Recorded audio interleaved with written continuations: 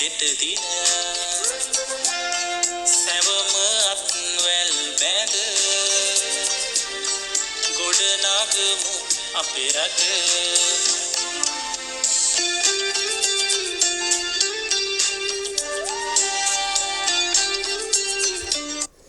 හොඳයි.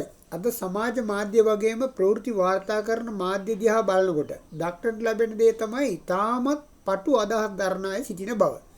එයයි මොනියම් හේතුවක් නිසා හෝ Taman උපන් මාතෘභූමිය අමතක කරලා කටයුතු කරන බවක් පෙනෙන්නට තියෙනවා. අර කියන්නක් වාගේ කෙක්කෙන් හෝ කොක්කෙන් එදිනදා ජීවත් වුණාම ඇති කියලා හිතන පිරිසකුත් ඉන්නවා. හරිද? සියලු දෙනාම හිතට එකඟව ආපහු හැරලා බැලුවොත් අපි මෙතෙක් ජීවත් වෙලා තියෙන්නේ රට වෙනුවෙන්වත් අපි වෙනුවෙන්වත් නෙමෙයි. අනුන් වෙනුවෙන් තමයි ජීවත් වෙලා තියෙන්නේ. ඒ කියන්නේ අනුන් වෙනුවෙන් කියන්නේ කාටවත් යහපත කිරීම වෙනුවෙන් කියන එක නෙමෙයි මේකෙන් අදහස් කරන්නේ. මේකෙන් අදහස් කරන්නේ එක එක්කෙනා විසින් අපේ මනසට දාන අදහස් ඒ ආකාරයටම පිළිගන්න සහ කටයුතු කරන්න පුරුදු වෙලා ඉන්නවා කියන එකයි.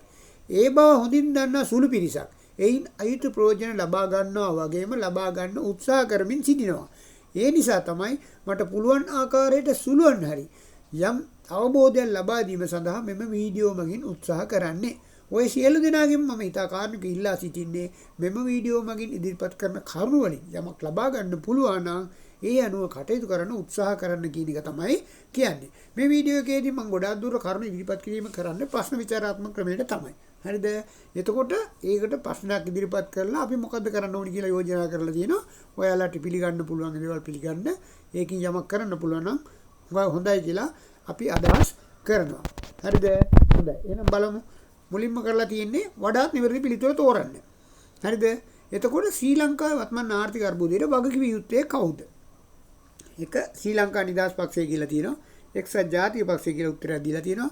ශ්‍රී ලංකා පොදු ජන පෙරමුණ කියලා තියෙනවා. අනෙකුත් දේශපාලන පක්ෂ කියලා තියෙනවා. හරිද? මෙතෙක් රට පාලනය කළ දේශපාලකයන් කියලා තියෙනවා. ඊළඟට තියෙනවා ඡන්දදායකයන් වන අපි කියලා තියෙනවා. දැන් ඔයාලට හිතා ගන්න පුළුවන් මේකේ පිළිතුර මොකක්ද කියලා. මේක කියන්නේ වඩාත් නිවැරදිව හොයන්න කියලානේ. හරිද? මොකක්ද එහෙමනම් කියන්නේ? ඔයගලන්ට හිතෙන්නේ මොකද්ද? බොහෝ විට වැඩි දෙනෙක්ගේ පිළිතුර මෙතෙක් රට පාලනය කළ දේශපාලකයන් වීම. හරිද? ඒ කිසිම අසත්‍යතාවයක් නැහැ. ඒක තමයි කතාව. නමුත් සත්‍ය වශයෙන් මේ දේශපාලකයන්ව බලයටපත් කළේ කවුද? අපි නේද? ඒ නිසා එහි වගකීම අනිවාර්යයෙන්ම අපි තමයි බාරගත යුතු වෙන්නේ. අපේ රටේ බහුතරයක් ජාති ආගම් ගැන කතා කර ඉන්නවා. නමුත් ඡන්දදාර ගිහිල්ලා මෙසියල් අමතක කරලා මොකක් හරි පිස්සුවක් එල්ලෙනවා. කොහෙට හරි කිසිම තේරුමක් නැත්නම් වල ඡන්ද දෙනවා. ඒ දෙන්නක හේතු ගොඩක් වුණා. ඒක ඊළඟ මේ පිළිතුරේදී අපි ඒක සාකච්ඡා කරමු. මින් ඉදිරියටවත් පක්ෂපාත ජාති ආගම් ભેද අමතක කරලා රට ජාතිය ගැන හිතලා කටයුතු කරමු කියන එකයි මේකෙන් කියන්නේ. අපේ රට ආර්ථික අර්බුදයෙන් මුදවා ගැනීම සඳහා දායක වීම අපි සියලු දෙනාගේම වගකීමක් මෙන්න යුතුයකමක්ද වෙන බව සලකා බලන්න. හරිද? ඒක මතක තියාගන්න. හරිද? හොඳයි. අපි එවනම් ඒක බලමු.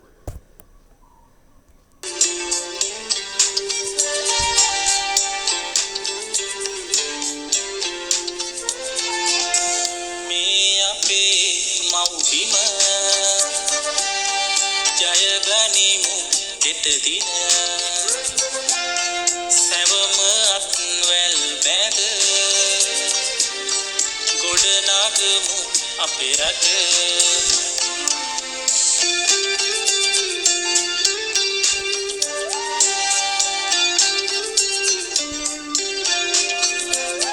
හොඳයි. ඊළඟ ප්‍රශ්නේ බලමු. ඊළඟට පළවෙනි ප්‍රශ්නේ සම්බන්ධ කරලා තමයි අහලා තියෙන්නේ. එකකින් කියන්නේ මොකද්ද? ඉහත අංක 1 නිවැරදි පිළිතුරට හේතුව මොකද්ද කියලා අහන්නේ. ඔයගොල්ලෝ අංකයකට පිළිතුරක් ඔයගොල්ලෝ තීරණය කරලා තියෙනවනේ. ඒක හේතුව මොකද්ද කියලා අහන්නේ. ඒකට හේතු කිපයක් දීලා තියෙනවා. ඔයගොල්ලෝ බලන්න. එකක් තමයි ඡන්දය සලකුණු කිරීම පිළිබඳ ඡන්දදායකයන් තුළ නිවැරදි අවබෝධයක් නැති වෙන. කියන්නේ හරි අවබෝධයක් නැහැ කියලා කියන්නේ ඡන්ද භාවිත කරන එක. හරිද? ඊළඟට සියලු ඡන්දදායකයන් සිය ඡන්දය භාවිත නොකිරීම. හරිද?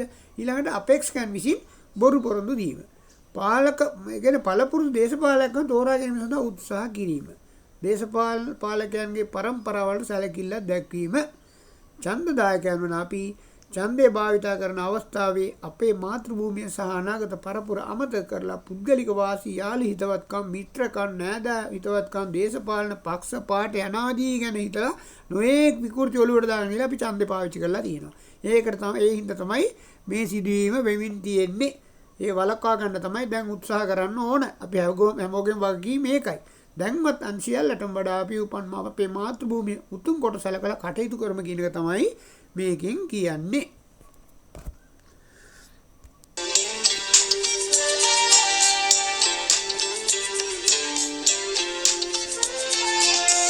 මේ අපේ මව්බිම ජය ගනිමු හෙට දින සැවම. හොඳයි. තුන්වෙනි ප්‍රශ්නේ මොකක්ද කියන්නේ? මේක හුඟක් වැදගත් ප්‍රශ්නයක්. අපි කවදාවත් හරි අවබෝධයෙන් කටයුතු කරන්නේ නැති එක මේකෙන් පැහැදිලි වෙන ඕගොල්ලන්ට කියවලා බලුවා. මොකද අපි කරන්නේ මොකද්ද? ඡන්දේ කාලේට ගිහිල්ලා පෙළපාලි යනවා කවුරු හරි කෙනෙක් පක්ෂයල සමහර අය දන්නේ නැහැ කොහෙද යන්නේ කියලා. තන එහෙම අයත් ඉන්නවා අපි රටේ. කිව්වම අර අයියට දෙන්න මෙයාට දෙන්න කිව්වම ගිහිල්ලා හොඳයි හිතවත් එකක් කියලා ගිහිල්ලා ඡන්දේ දීලා යනවා. හොඳයි ඡන්දේ දුන්නා කියමුකෝ ඊට පස්සේ මොකද කරන්නේ? මේ හැවිලා ඊළඟ මැතිවරණ එනකම් බැන ඉන්න එක තමයි කරන්නේ. මේ විපක්ෂෙත් එක්ක කියලා බනිනවා. මේ මෙයාන්ටනේ මම ඕන අවස්ථාවක අපේ අතීතය ආරම්භ බැලුවොත් එහෙමනේ. ඡන්දේ දීලා පාලකයන් බලයටපත් කරලා ඉවරලා අර විපක්ෂෙත් එක්ක කියලා බැන ඉන්න එක මිසක් කරන්න අපි යමක් කරලම නැහැ හැරලා බලනකොට. අපි කරලා තියෙන පුළුවන් තරම් රට හානිකර දේවල් තමයි කරලා තියෙන්නේ. මේ හානිකර දේවල් මොකක්ද කියලා අපි දැන් සාකච්ඡා කරනවා පැහැදිලි වෙයි. හදයි. පළවෙනි පිළිතුර මොකක්ද කියන්නේ? ආණ්ඩු පක්ෂයේ සිටින සියලුම මැති ඇමතිවරුන් සහ മന്ത്രിවරුන් සාමූහිකව, ඒ කියන්නේ එකමුතුව සංයමයකින් යුතුව සිය නායකත්වයට සහාය දක්වමින් සහ විපක්ෂයේ විවේචන වලට ඉවසීමෙන් සවන් දෙමින් තමන්ගේ යම් කිසි අතපසුවීමක් සිදු වෙනවා නම් එය නිවැරදි කරගනිමින් තමන්ගේ ඉලක්කය සපුරා ගැනීම සඳහා කටයුතු කළ යුතුයි කියලා තමයි පළවෙනි එකෙන් කියලා තියෙන්නේ. හරිද? ඒ මොකද කියන්නේ? අපි දකිනවා ඇතම් විපක්ෂයේ മന്ത്രിවරුන් වසර ගණනාවක් තිස්සේ කරන්න බැරි වෙච්ච දේවල් මේ මාස ගණනක් තුල නොකළ බවට දේශ සාගත ලෙසට චෝදනා නගනවා. නමුත් ඒ අය හොඳින් දන්නවා එහෙම කෙටි කාලය තුල ඒක කරන්න බැරි බව. හරිද? ඒ වෙද්දී ඒගොල්ලෝ චෝදනා කරනවා. ඉතින් ඒවට ප්‍රතිචාර දක්වනවා වෙනුවට ක්‍රියාවෙන් තමන්ගේ රජය විසින් ජනතාවට ලබා දුන් පොරොන්දු ඉටු කරන්න උත්සාහ කරන්න ඕන කියන එකයි අපි කියන්නේ. ඒ වගේම එයාලගෙන් එන විවේචන වලට අනුව තමන්ගෙන් යම් වරදක් වෙනවා නම් ඒ නිවැරදි කරගනිමින් තමන්ගේ ඉලක්කය ඉෂ්ට කරගන්න උත්සාහ කරන්න ඕන කියන එකයි ඒගොල්ලන්ට අපි යෝජනා කරන්නේ. මොකක්ද ඒගොල්ලන්ගේ ඉලක්කය? ඒගොල්ලෝ ජනතාවට පොරොන්දු දීලා තිනවා බලයට එනකොට. ඒ වගේම රට සංවර්ධනය කරන්න වෙනවා.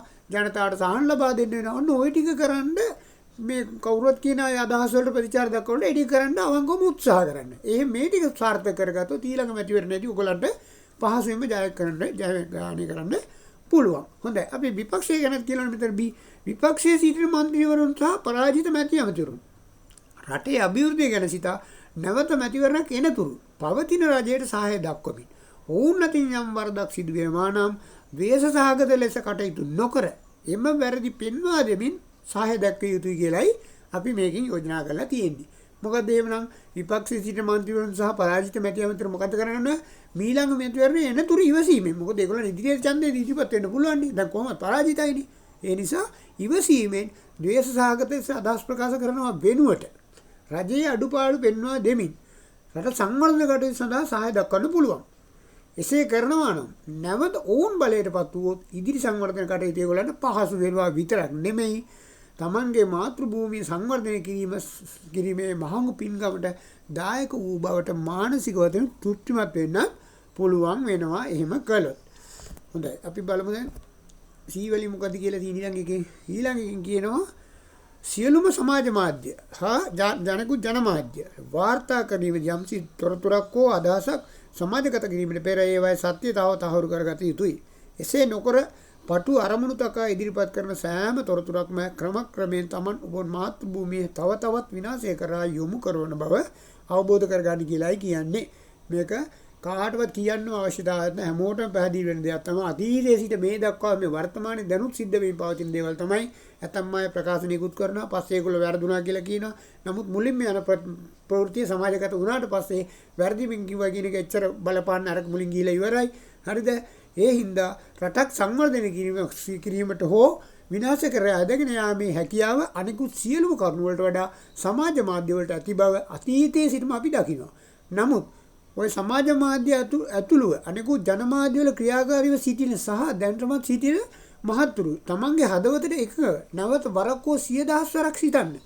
තමන් විසින් තමා උපන් මාතෘභූමියට මාතෘභූමිය යහපතක් වෙනුවෙන් ක්‍රියා කරලා තියෙනවාද කියලා. අවංකව එහෙම කරලා තියෙනවා නම් ඔබට මානසික තෘප්තියක් ලැබෙනවා. ඇත. හරිද? පසුගිය රජයේ සමය අපි දැක්කා බහුතරයක් ජනමාධ්‍ය ක්‍රියා කළ ආකාරය. ඒ ක්‍රියාත්මක කළේම අර ගොබෙල්ස් න්‍යාය කියන එක. මගේ දැනීම හැටියට මම හිතනවා ගොබෙල්ස් න්‍යාය කියන එක වැරදි නිවැරදි කරගන්න කියලා ඉල්ලනවා.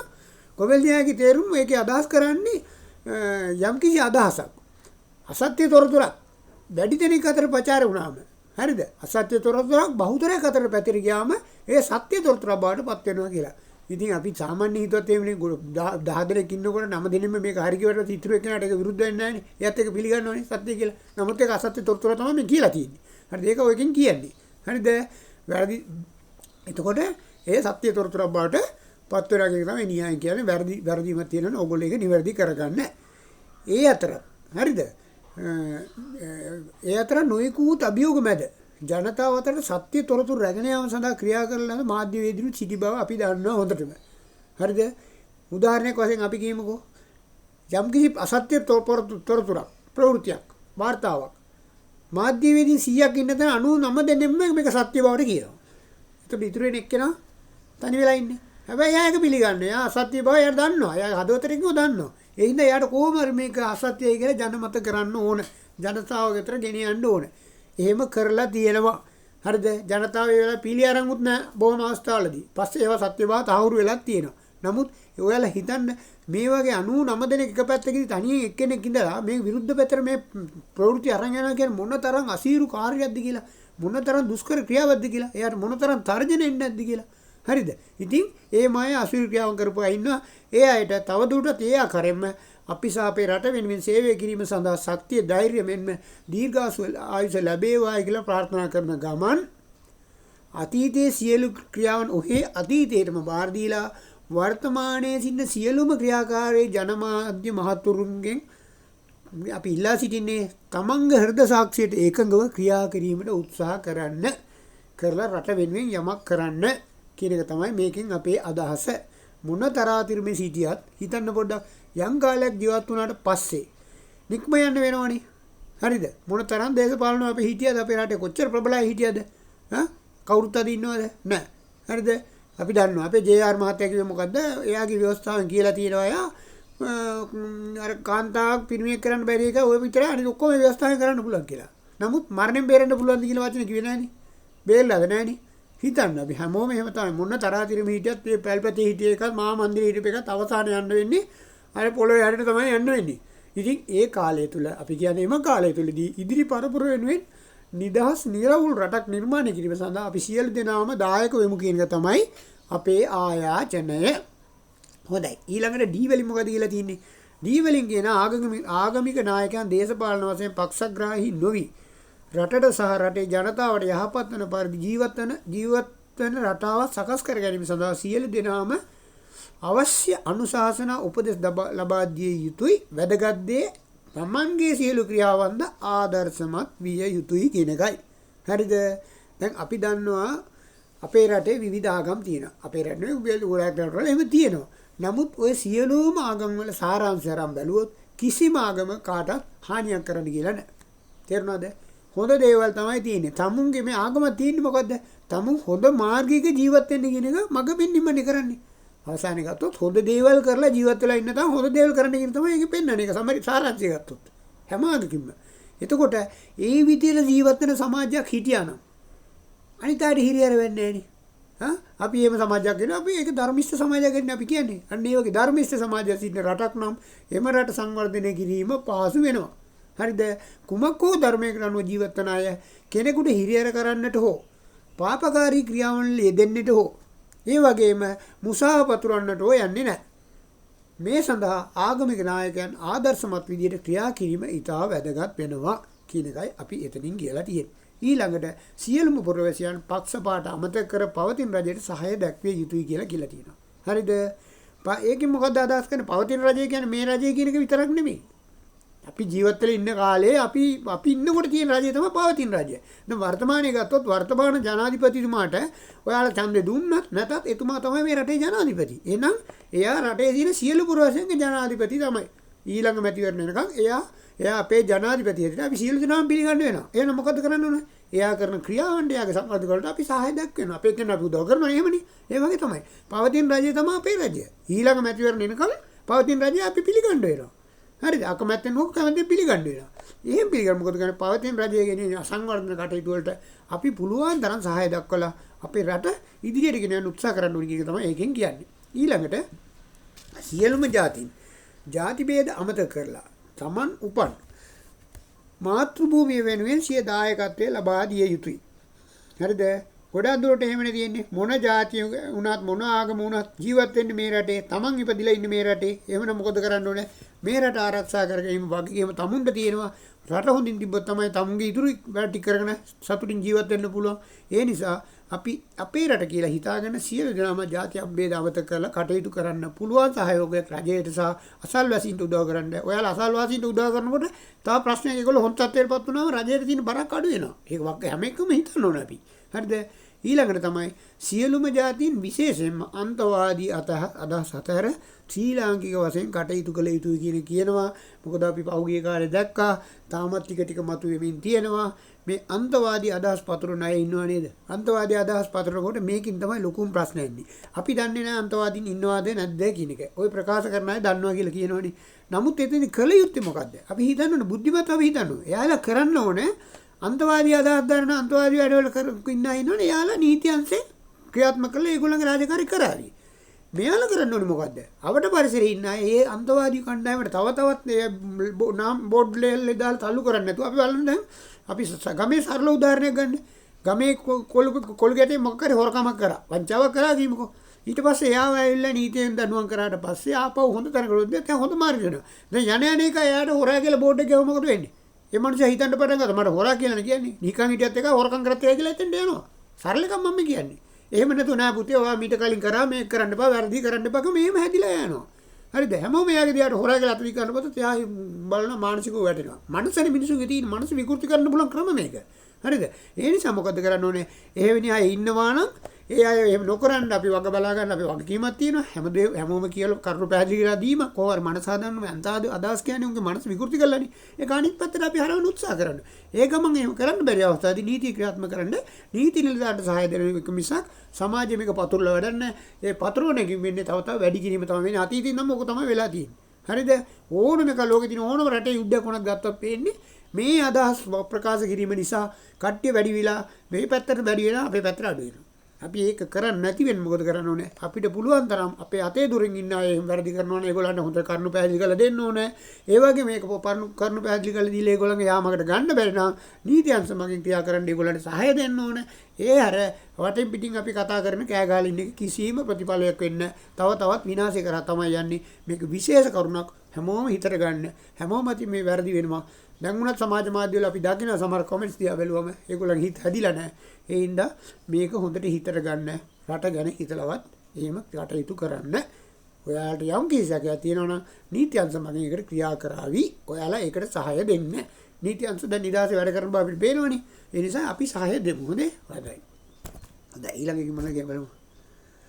ඊළඟට සියලුම රජයේ සේවකයන් ගැන කියන මේකත් විශේෂ කාරණාවක්. රජය කොච්චර උත්සාහ කරත් වැඩක් නැහැ. මොන ආණ්ඩුවවත් වැඩක් නැහැ. රජයේ නිලධාරීන්ගේ සහාය ලැබුණ නැත්තම්. හරිද? වැඩි කොටසක් මේ රජය ගන්න තීරණ ඔක්කොම පාලනය කරන්නේ කවුද? රජයේ නිලධාරීන් නේද? එහෙමනම් ඒ නිලධාරීන් අවංකව හිටියොත් තමයි රජය ගැන හොඳ දේවල් හොඳ ප්‍රතිපත්ති සමාජගත කරන්න සංවර්ධන කටයුතු කරන්න ඒගොල්ලන් සහාය අනිවාර්යයෙන්ම ඕන. හරිද? එක මිනිසෙකුට මේ සියලුම දේවල් කරන්න බෑනේ. ආයෙත් නම් මෙතන අපි මං කියනකොට එක ආයතනයක ප්‍රධානියෙක් හිටියොත් හිතලා බලන්න තමුන් අතර 4-5 දෙනෙක් හිටියා කියලා. ඒ 4-5 දෙනා එක 4-5 පොලකට ගියාම ඔයාලට පුළුවන් පාලනය කරන්න. බෑ. ඒ අය සහය දුන්නොත් තමයි ඔයාලට ඒ ආයතනේ පාලනය කරන්න වෙන්නේ. මේ වගේම තමයි ගම පළාත රට ඔය හැමතැනම ඔය ටික දිගින් දිගට ඔය විදිහට තමයි තියෙන්නේ. ඔය එක තමයි. එහෙනම් ඔයා ළඟ තියෙන උදාහරණයක් අතට අරන් බලන්න. ඒ අනුව තමයි මේක සමස්ත රටටම බලපාන්නේ. එහෙමනම් සියලුම රජයේ සේවකයන් මොකද කරන්න ඕනේ? මාතෘ භූමිය සහ තමන්ගේ මතු පරපුර ගැන හිතලා ආකල්පමය වශයෙන් වෙනස් වෙනවා. කල්පයෙන් තමුන්ගේ හදවතින්ම වෙනස් වෙනවා. මම මෙච්චර කාල වරදක් කරගෙන හිටියා. ඊට පස්සේ කරේ නැහැ. මම මේ දේ කරලා ඉදිරියට ගියොත් තව තවත් අපිට ඉන්න රටක් නැති වෙයි. ඒ හින්දා අපේ පරපුරු නැති වේවි. හරිද? මේක අපි උපන් රට. හරිද? එහෙම හිතට අර ඊට පස්සේ මම හරියට වැඩ කරනවා කියලා ආකල්ප. ඒ කියන්නේ තමුන්ගේ හදවතින්ම වෙනස් වෙන්න කියන එකයි අපි මේ කියන්නේ. හරිද? හරි. හොඳයි. ඊළඟට සියලුම රජයේ සේකන් තමුන්ගේ හදවතට එකඟව. තමන්ගේ යුතුයකම් වගකීම් තමන්ට හැකි උපරිම අයරින් ඉටුවල යුතුයි. හැකි උපරිම ඉටුවල කියලා හැකියාව වෙනස්. නමුත් තමුන්ට හැකියාව අනුව උපරිම ඉටු කරන්න කියලා කියන්නේ. ඒ වගේම තමයි ඒගොල්ලෝ මතක තියාගන්න ඒගොල්ලන්ට වැටුප් ගෙවන්නේ බදු ගෙවන ජමහා ජනතාවගේ බදු මුදලෙන් තමයි. හරිද? ඒකන වැඩි කියන්න අවශ්‍යතාවය නැහැ නේ. හොඳයි. ඊළඟෙන් කියනවා සියලුම රටවැසියන් නීතියට අවනත වී ක්‍රියා කරන නිලධාරීන්ට සහාය දැක්විය යුතුයි කියලා අපි කියනවා. නීතියට අවනත වී නීතිය ක්‍රියාත්මක කරන නිලධාරීන්ට සහාය දැක්විය යුතුයි කියලා අපි කියනවා. හරිද? ඒක ඔයගොල්ලෝ දන්නවා මේ දකිමින් ඉන්න අතීතයේදී දැක්ක වර්තමානයේ දක්න ලැබෙන අපරාධ වලට ප්‍රධාන හේතුව තමයි ඇතැම් අය නීතියට අවනත නොවි Taman විසින් නීතිය අතට ගන්න උත්සාහ කිරීම. එම නිසා ජීවිත හානි සිදු වෙනවා විතරක් නෙවෙයි මේ අර වෛරයෙන් වෛර නොසන්සිදේ යන කියමනට අනුව අපරාධ වැළක්ම සිදු වෙමින් පවතිනවා. හරිද? ඒ නිසා මේ සියලු පුරවැසියන් නීතියට අනුකූල ජීවත් වෙලා තමුන්ට යම් අසාධාරණයක් වෙනවා නම් නීතියේ සහාය පතන්න කියන එකයි අපි කියන්නේ. හොඳයි. එහෙම කියලා බෑනේ. නීති ක්‍රියාත්මක කරන නිලධාරීන් හරියට වැඩ කරන්න එපයි. ඒ නිසා එයාලට ප්‍රබල වගකීමක් බරපතල වගකීමක් තියෙනවා. හරිද? මොකද්ද? නීතිය ක්‍රියාත්මක කරන නිලධාරීන් කිසිදු ජන කොටසක් සැක නොසිතන පරිදි මධ්‍යස්ථව තම රාජකාරීන් ඉටු කළ යුතුයි කියලා මේක කියලා තියෙනවා. ඒ කියන්නේ සියලුම ආයතන වලට. මෙතන නීතිය ගමන් සමහරුන්ට නීතිය ගමන් එකපාර පොලිසියම මතක් කරේ. පොලිසිය විතරක් නෙවෙයි නීතිය ක්‍රියාත්මක කරන ආයතන ඕන තරම් රටේ තියෙනවා. ඒ සියලුම ආයතන වලට ඉන්න නිලධාරීන් මොකද කරන්න ඕනේ? සියලුම ආයතන වල නීතිය ක්‍රියාත්මක නිලධාරීන් කිසිවෙකුට පක්ෂග්‍රාහී නොවි මධ්‍යස්ථව ක්‍රියා කරමින් මහජනයා තුළ විශ්වාසය ගොඩනගා ගැනීම ඉතාමත්ම වැදගත්.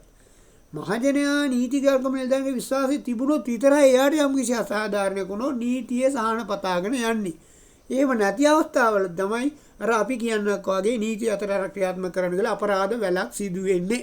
මේක හොඳට මතක තියාගෙන තමන්ගේ රාජකාරී හිතට එකඟව කරන්න කියන එකයි අපි නීතිය ක්‍රියාත්මක කරන සියලුම නිලධාරීන්ගේ මෙතෙන්දී අපි ඉල්ලා සිටින්නේ.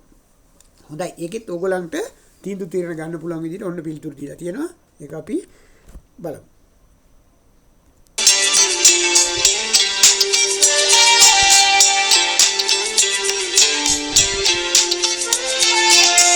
මේ අපේ මව්බිම ජය ගනිමු හෙට දින සැවම අත්වැල් බැඳ ගොඩනගමු අපේ රට.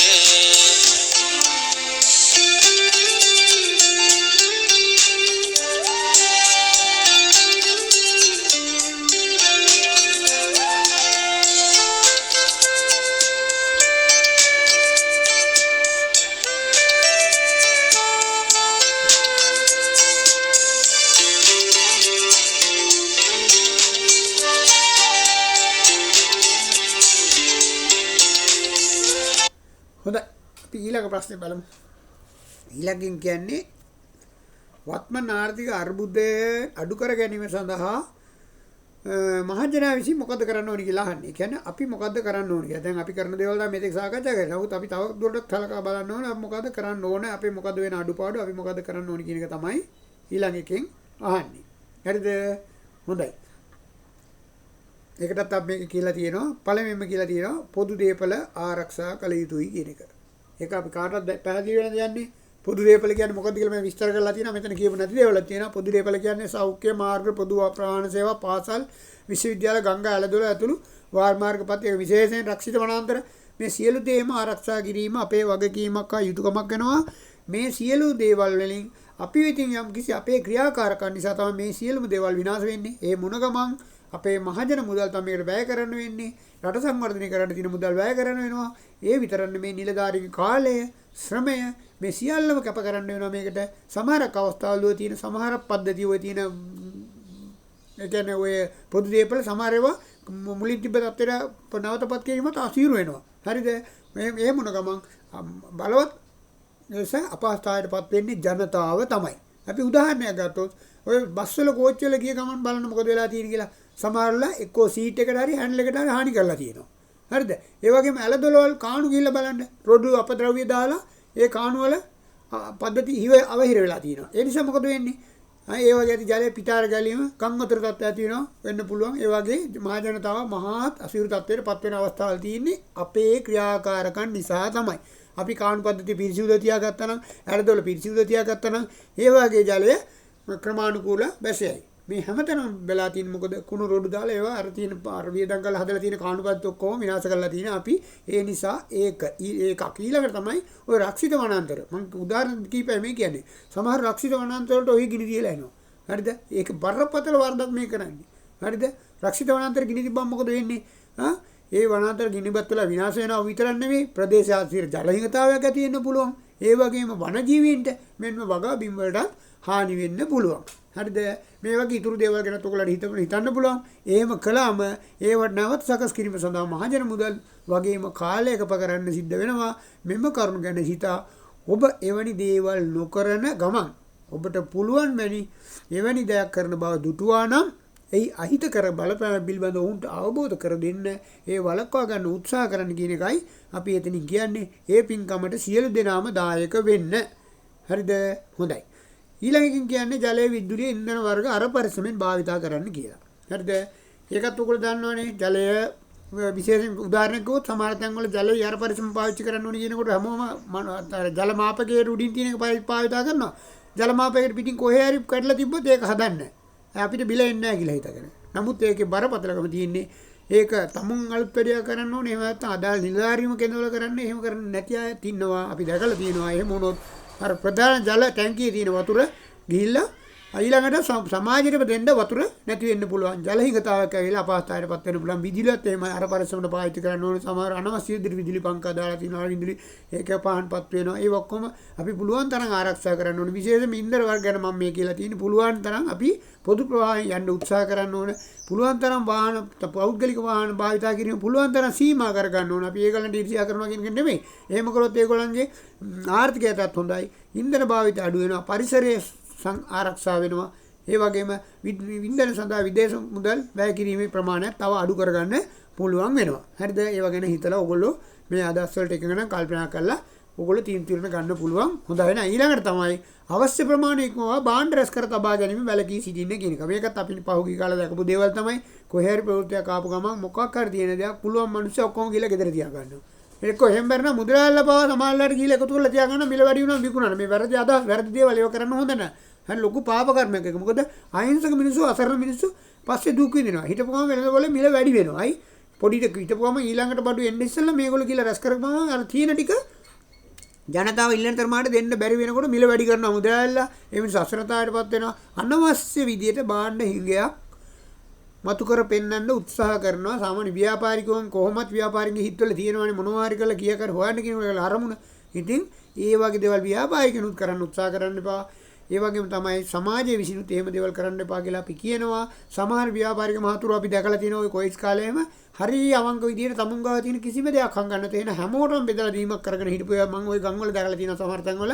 ඒක ගැන අපි සතුටු වෙන්න ඕන, ආඩම්බර වෙන්න ඕන. තව තවත් මේ මුදලාලි මහතුරුන්ට එහෙම අපි කියනවා. ඒ වගේම සමාජයටත් කියනවා අනවශ්‍ය විදියට භාණ්ඩ රැස් කිරීමට උත්සාහ කරන්න එපා. තමුන්ට අවශ්‍ය ප්‍රමාණය ගන්න. මොකද අපි තමුන් වගේම තමයි අනිත් අය ජීවත් වෙන්න ඕනේ. හැමෝම ජීවත් වෙන මේ ගැටි කාලේ හැමෝම සතුටින් ඉන්න ඕනේ කියන එක හිතට අරන් ඒ පින්කමට ඔයගොල්ලෝ දායක වෙන එක ලොකු පින්කමක් තමයි. ඊට පස්සේ අපි කියනවට පරිසර පිරිසුදු තබා ගැනීම සහ මදුරුවන් බෝවීම වළක්වා ගැනීම. මේකත් කොච්චර ජනමාධ්‍ය වලින් කියත් සෞඛ්‍යංශ වලින් කිව්වත් වෙන්නේ නැති දෙයක්. අපි කරන්නේ ගොඩාක් අය ඔය තමුන් කාලා බීලා ඉවරලා යෝගට් කප් එක ඔහේ විසි කරලා යනවා. බීම බෝතලේ විසි කරලා යනවා. පොල් කට් ටික විසි කරනවා. පොලිතින් බෑග් ටික විසි කරනවා. මේ හැම එකෙම වතුර රැඳෙනවා. පොලිතින් බෑග් වල පවා සමහර කවත්වල වතුර රැඳිලා තියෙනවා. ඊට පස්සේ මොකද වෙන්නේ? ඊතර වතුර බෝවිලා අනවශ්‍ය විදිහට වසංගතයක් බොනකම මොකද වෙන්නේ? රජයට තමයි මේ සඳහා මුදල් වැය කරන්නේ. රජය කියන්නේ අපේ මුදල්. අපේ රට සංවර්ධනය කරන්න තියෙන මුදල්. ඕගොල්ලෝ හිතන්න. එතකොට වෙනත් දෙයක් කරන එක නැති වෙනවා මේ මුදල් ඒකට යම. ඒ විතරක් නෙමෙයි අකාලේ මේ යන සංඛ්‍යාව වැඩි වෙනවා. හරිද? එන්නේ ඒව දේවල් වළක්වන්න බෑ. ඒකෙම තමයි සමහර අයගේ පුරුද්දක් තියෙනවා. තමුන්ගේ ගේවලට කෙරවලට ගිනිල්ලා අර තියෙන ප්ලාස්ටික් පොලිතින් වගේ දේවල් පත්තු කරනවා. එහෙම වුණා මේකෙන් එන දුමාරය සෞඛ්‍යයට අහිත කරා. ඒ කියන්නේ පෙනාලු ආබාධ ඇති වෙනවා. හරිද? ශ්වසන රෝග ඇති වෙනවා. කුඩා ළමයි ඉන්නවා, දරුවෝ ඉන්නවා, ඒවා වයසක අය ඉන්නවා, අසනීප අය ඉන්නවා. මේ ඔක්කොම උග්‍ර තත්ත්වයටපත් වෙනවා. මේ සඳහා වියදම් කරන්න වෙන්නේ මහජන මුදල් තමයි. ඒ නිසා ඒව වළක්වනවා කියන්නේ ඔයාලා රජයට උදව් කරනවා. රජයට කියන අපේ රටට අපිට උදව් කරනවා කියන එක තේරුම ඒව හිතට අරන් ක්‍රියාත්මක වෙන්න කියන එකයි අපි ඉල්ලා සිටින්නේ. ඊළඟට පුළුවන් තවත් දෙයක් තමයි මූල්‍යම වශයෙන් හැකියාවක් ඇති අය තමන් පදිංචි ප්‍රදේශයේ සිටින රැකියාව විරහිත තරුණයන් පිරිසගේ හැකියාව අනුව කුමක් හෝ ව්‍යාපෘතියක් ආරම්භ කරන්න පුළුවන්. ඒකේ සතුටු වෙන්න පුළුවන්. මමත් රැකියාව දුන්නා. මගේ ගමට මම වැඩ කරගෙන ඒගොල්ලන් සතුටු වෙන්න පුළුවන්. ඒ වගේම රැකියාව විරහිත තරුණයට අවස්ථාවක් ලැබෙනවා. මේ වක්‍රව අන්තිමට මේ ඔක්කොම එකතු වෙලා ඉන්නේ මොකද? අපේ රට සංවර්ධනය කරන්න දායක වීම තමයි එතනින් කරලා තියෙන්නේ. තමුන් සතුටු වෙන ගමන් අනිත් අය සතුටු කරන ගමන් රට සංවර්ධනය කරන්නත් දායක වෙනා කියන මේක සතුටු ඒකත් හිතලා තෘප්තිමත් වෙන්න පුළුවන්. හරිද? හොඳයි. ඊළඟට තමයි සියලු දෙනාම තමුන්ට ඇති බිම් ප්‍රමාණය අනුව එදිනෙදා අවශ්‍ය වන කුමක් හෝ භෝගයක් වගා කළ යුතුයි. තමන් අවට සිටින අයව මේ සඳහා දී ගැනීම යුතුයි. අපි ගොඩක් අයට ඉනම් නගරේ වාසය කරන අය නම් බිම් ප්‍රමාණවල නැහැනේ. ඒ අයටත් කරගන්න පුළුවන් පෝච්චි වල වගා කරන්න පුළුවන්. දැන් මම උදාහරණයක් අතින් අපේ ගෙදරම අපි පෝච්චි වල හදලා තියෙනවා දෙහි ගස් හදලා තියෙනවා. මේ දෙහි කාලේට අපි දෙහි කඩා ගන්නවා. කරපුංච හදලා තියෙනවා. රම්පේ හදලා තියෙනවා. ওই පුචුට්ටි ප්‍රමාණයක මුරුගත් හිටවල තියෙනවා මම. පොඩි ප්‍රමාණයක් ඉඩම නැහැ. හරිද? ඒ අවශ්‍ය දේවල් පොඩ හිටවල තියෙනවා. ඉතින් ඒක ඔක්කොම අපිට ප්‍රයෝජනවත් වෙනවා. සමහරවිට ඒ වෙළඳ පොලේ ගියාම ලොකු බිලක් දීලා තමයි ගන්න වෙන්නේ පොඩි දේවල් වුණා. ඉතින් ඒව තමුන්ට කරගන්න පුළුවන්. හරිද? ඒ විතරක් නෙවෙයි සමහරක බිම් තියෙන ප්‍රාය පවා ඒව කලාව දෙන්න හරිලා ඒ වගේ මොකුත් කරන්නේ නැහැ. ඒගොල්ලෝ කරන්නේ ව්‍යායාම කරනවා ගිහිල්ලා. හරිද? ව්‍යායාම කරන්න ඕනේ. නමුත් තමුන් හිතට එකඟව සතුටින් මේකත් ව්‍යායාමයක් කියලා හිතලා අර වගා කටයුතු යෙදුණා උදැල්ල අරන් ටිකක් කොටනවා සුද්ධ කරනවා මේ ව්‍යායාම තමයි ශරීරය. අපි අපේ අතීතයේ ගොවි මහතුරු බලන්න ඒගොල්ලෝ එක්සර්සයිස් කරන්න ගියාද? මොකුත් කරේ නැහැ. ඒගොල්ලෝ කුඹුරු වල තමයි වැඩ කරේ. ඒගොල්ලෝ සමහර තාමත් අවුරුදු 90 80 ජීවත් වෙන අය ඉන්නවනේ අපේ රටේ ගොවියෝ. ඇයි ඒගොල්ලෝ ව්‍යායාම කරලා කරන්නේ කොහොමද? මේ ගොවිතන. ඒක ආර්ථිකය හදන ගමන් ඒගොල්ලෝ කරන්නේ යහපතක් කරන්න කියලා ඒගොල්ලන්ගේ ශරීරයට ව්‍යායාමකුත් ලැබිලා තියෙනවා. පොඩක් ඒවා හිතලා බලන්න. හරිද? දැන් ඔය පොඩි ප්‍රශ්න ඉන්නේ අර කුසි රසායන වල ප්‍රශ්නයක් තමයි. නමුත් අතීතයේ ගොඩක් අය ඉන්නවා ගොවි මහතුරු නිරෝගීව තාමත් ඉන්නවා. වයසත් එක්ක යන කැහැර වෙනත් ආබාධ නැහැ. මොකද අර අපි අයගේ වගේ හන්දිපත් ඒවා මේවා අඩුයි. මොකද ඒගොල්ලෝ ව්‍යායාම කරලා තියෙන්නේ කොහොමද? ක්‍රීඩා පිටියට ගිහලා නෙමෙයි. කොයි කටයුතු වල යෙදিলা. ඉතින් බුම් ප්‍රමාණයක් තියෙන කට්ටිය ඒවා හිතලා තමුන්ටත් යහපතක් වෙන විදිහට රටටත් සේවයක් වෙනවා හිතාගෙන කරන්න. එතකොට ඒකිනුත් රටට සහායක් වෙනවා වගේම ඔබටත් සහායක් ලැබෙනවා. හරිද? හොඳයි. ඊළඟට හැකියාවක් තියෙන අය දුගී සහනාධාර අපේක්ෂා කරන්න එපා කියලා යෝජනා දෙන්න. මේ අපි දකින්න දේවල් මේ දාලා තියෙන. ගොඩක් අය තමුන්ට මොකක් හරි කරගන්න පුළුවන්කම තිබුණත් අර රජෙන් යම් කිසි ආධාරයක් දෙනවනම් ඒක ගන්න මොකක් හරි උඩර වැට්ටියක් දානවා. එහෙම කරන්න එපා. තමුන්ට අපහසුතාවයක් තියෙන බැරි නම් ඒක කමන්නේ. නමුත් තමුන්ට යම් අතපය තියෙන ඒ වැඩක් කරගන්න පුළුවන් නම් අර ඊට වඩා අසරණ කෙනෙකුට ඒක ලැබෙන්න සලසලා ඔයාලා අවංක වෙන්න කියන එක ඕකින් කියන්නේ. හරිද? ඊළඟට ව්‍යාපාරිකයන් ඒ වගේම බදු ගෙවන අනිකුත් අය සියලු දෙනාම තමුන්ට නියමිත බදු ප්‍රමාණය ගෙවන්න. බදු ගෙවීමේදීත් නිකන් අර බලෙන් ස්පිරිතාලට යදගෙන යනවා මොචෙට යනවා යන්න අවශ්‍යතාවය නැහැ. මොකද අපි සතුටු වෙන්නේ. මොකද අපි බදු ගෙවන්නේ කාටද? අපි ජීවත් වෙන රටට. හරිද? අපේ රට වෙනින් තමයි මේක කරන්නේ. අපේ ජනතාව වෙනින් තමයි කරන්නේ. හරිද? එහෙම හිතලා අවංකවම ඉදිරිපත් වෙලා තමන්ගේ බදු ටික ගෙවන්න වංචා කරන්න උත්සාහ කරන්න එපා කියන එක තමයි අපේ අදහස. ඊළඟට සේවාවන් ලබා ගැනීමේදී ප්‍රමුඛතාවය අපේක්ෂා කරන්න එපා කියලා කියනවා. මොකද අපි දන්නවා සම්කිස් තැනක සෙනගටියක් වැඩිපුර හිටියොත් එහෙම පොලිමේ 10ක් ඉන්නකොට අන්තිමට එන කෙනා කරන්නේ ඉක්මනට ගිහිල්ලා එයාගේ වැඩේ කරගන්න උත්සාහ කරනවා. හරිද? මම කියනවා නීතියට මොකද වෙන්නේ කියලා. බදු ගැනයි මේ ගැන. ඊළඟට තමයි නීති විරෝධී ලෙස සේවල් ලබා ගන්න උත්සාහ කරන්න එපා කියලා කියනවා. මොකද නීති අනුකූල කරන්න බැරි වැඩක් කරන්න උත්සාහ කරනවා. මෙන්න මේ අවස්ථා තුනෙන් තමයි අල්ලස් ගන්න පුරුදු කරන්නේ සහ අල්ලස් ගන්නෙත් අල්ලස් දෙන්නෙත්. හැයි බදු වංචා කිරීමට දෙනවා, සේවා ප්‍රමුඛතාවය ගන්න දෙන්න උත්සාහ කරනවා, නීති විරෝධී වැඩක් කරගන්න උත්සාහ කරනවා. මේ අවස්ථාවවල තමයි මේ අල්ලස් මුදල් දෙන්න යන්නේ. ඊළඟ අපිම දීලා අපිට හැකියාවක් තියෙනවා කියලා අපි ගිහින් දීලා අපේ වැඩ ඉක්මනට කරගෙන ඊට පස්සේ මනිනවා අල්ලස් ගත්තයි කියලා. අල්ලස් ගන්න කවුද පුරුදු කරේ? මේ අපි. හරිද? අල්ලස් දීමත් වරදක් අල්ලස් ලබා ගැනීමත් වරදක්. නමුත් අල්ලස් ගන්න පුරුදු කරේ අපි. අපි හරියට අපේ වැඩේ කරගන්න තරම් එතෙන්ට වෙලා කවුරුත් ඔයාලගේ අල්ලස් ඉල්ලන්නේ නැහැ නේ. ඔයාලා අල්ලස් දෙන්නෙත් නැහැ. සමහරට ඉල්ලලා නෙමෙයි. අපි පොළඹවනවා. අපි එහෙමනේ දන්නවනේ. ඉතින් පොඩ්ඩක් අර කියන්නක් වගේ. ඊගම කවුරුහරි මාත්‍යෙ දිහා බලනවා බලලේ පොඩ්ඩක් මේක කරලා දෙන්න කියලා. කියා කර අතර දීලා. ඊට පස්සේ එයා එක දවසක් පුරුදු වෙනවා. එයා ඊට පස්සේ ඒ පැත්තට යොමු වෙනවා. ඒ කියන්නේ ප්‍රබල වර්ධ කරේ අපි. දීලා පුරුදු කරපු එක. ඒ නිසා ඒ වගේ දේවල් කරන්න එපා කියලා තමයි අපි කියන්නේ. එතකොට මෙතනදී අල්ලස් පස්සේ කතාව අපේ රටෙන් ටිකින් ටික තුරන් කරන්න හොඳම මාර්ගය තමයි මේක. එතකොට අල්ලස් පස්සේ දුවන නිලධාරීන්ට වෙන දේවල් කරන්න පුළුවන් මේ පස්සේ එලවන්නේ නැතුව. ඒ වගේම තමයි දැන් මේ වීඩියෝ එකේදී අපි කතා කරපු දේවල් වලින් සමහරක් ඒවල් ඔයගොල්ලෝ හඳුට අවබෝධ කරගෙන යමක් කරන්න පුළුවන් කියලා හිතනවා නම් මේකේ තියෙන අදහස් හොඳයි නම් මට හොඳයි කියන්න අවශ්‍යතාවයක් නැහැ. ඕගොල්ලෝක පිළිපැදලා රටේ අනාගතය ගැන හිතලා යම් සහනයක් කරන්න ඕගොල්ලෝ දායක වෙන්න කියන එක තමයි කියන්නේ. ඉදිරියේදී පුළුවන් වුණොත් තවත් මේ අපි දකින මම මේ හදන වීඩියෝ ඔක්කොම පරිසරයේ දකින දේවල් තමයි. හරිද? මීට පස්සේ මම ඉදිරිපත් කරලා තියෙනෙත් එහෙමයි. පරිසරයේ යම් කෙනෙක් යමක් වෙනවා නම් ඒක වළක්වා ගන්න සමාජයට අපිට පුළුවන් දායකත්වය මොකද්ද කියලා විතරක් හොයන්න මිසක් මං views බලලවත් මේකෙන් අම්බ කරන්න කියලා කිසිම අදහසක් මගේ නැහැ. මං සතුටු වෙනවා ඒක බලලා කීප දිනක් හරි හැදුනා නම්. එහෙම හිතලා තමයි මම මේ වීඩියෝස් හදන්නේ. හරිද? හොඳයි. අපි එහෙනම් ඒක බලමු.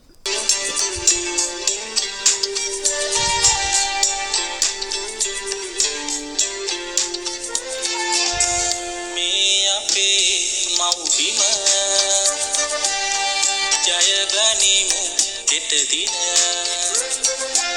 සැවම අත්වැල් බැඳ ගොඩනගමු අපේ රට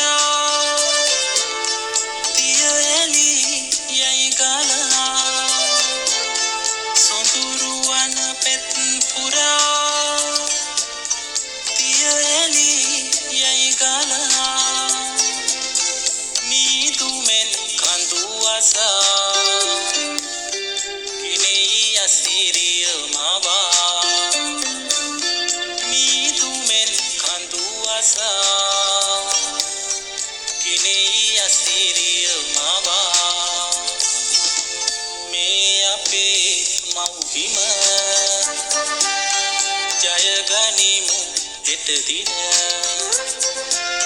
සැවම අත්වැල් බැඳ ගොඩනගමු අපේ රට